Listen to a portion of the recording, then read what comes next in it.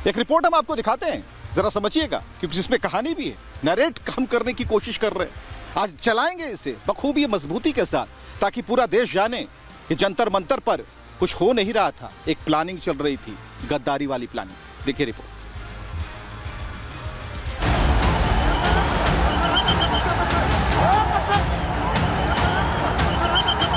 NEET के नाम पर शुरू हुए प्रदर्शन का ये असली चेहरा है।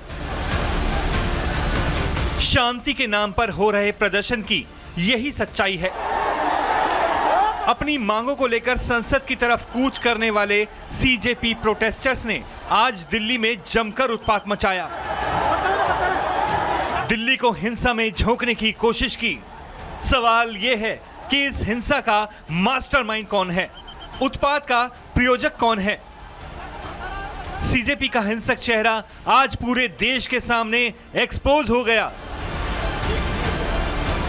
शांति का दम भरने वाले सीजेपी प्रोटेस्टर्स के पथराव में कई पुलिस वाले घायल हो गए, कई पुलिस कर्मियों की आंख में चोट लग गई। सवाल यह है कि दिल्ली में हिंसा की साजिश किसने रची? सीजेपी प्रोटेस्टर्स को पुलिस कर्मियों पर पथराव का आदेश कहां से मिला? क्या सीजेपी को हिंसा वाली ऑक्सीजन कांग्रेस ने सप्लाई की है? क्या पुलिस कर्मियों पर हमले का ब्लूप्रिंट जंतर मंतर पर बैठकर तैयार किया गया था?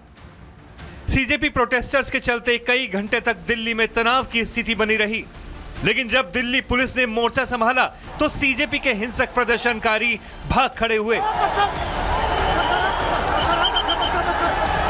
सीजेपी प्रोटेस्टर्स ने जिस तरह हिंसा की, उसे देखकर साफ है कि सीजेपी प्रोटेस्टर्स छात्रों की मदद के लिए नहीं, बल्कि नेपाल बांग्लादेश जैसा माहौल बनाने आए थे। शांतिपूर्ण आंदोलन का नाम लेकर दिल्ली में अराजकता फैलाई गई। संसद भवन उखाड़ दिया जाएगा, संसद भवन उखाड़ दिया जाएगा, और इस्तीफा नहीं मिला तो उखाड़ दिया जाएगा, सब उखाड़ दिया जाएगा, सब कर दिया जाएगा, नेपाल बना दिया जाएगा, नेपाल बनेगा। सीजेपी के हिंसक प्रदर्शनकारी बिना अनुमति ही आज संसद भवन की ओर बढ़े थे, लेकिन दिल्ली पुलिस ने उग्र प्रदर्शन को कंट्रोल कर लिया। Bureau report, Republic Bharat. CJP के साथ कुछ अच्छी चीजें जुड़नी चाहिए थी, और दीपिके की मंशा यही होगी। दीपिका ने जब ये शुरू किया तो उसकी मंशा यही होगी कि कुछ अच्छी चीजें जुड़ें, लेकिन क्या जुड़ गया? सीजेपी के साथ क्या जुड़ा, कभी सोचा है? जो लोग इस भीड़ में शामिल थे उन्हें यह कार्यक्रम देखना चाहिए। इसीलिए कहते हैं मास्टर एंगल जरूरी है किसी चीज का देखना, सोचना। मास्टर एंगल ये कह रहा है कि इसके साथ नई चीज जुड़ गई।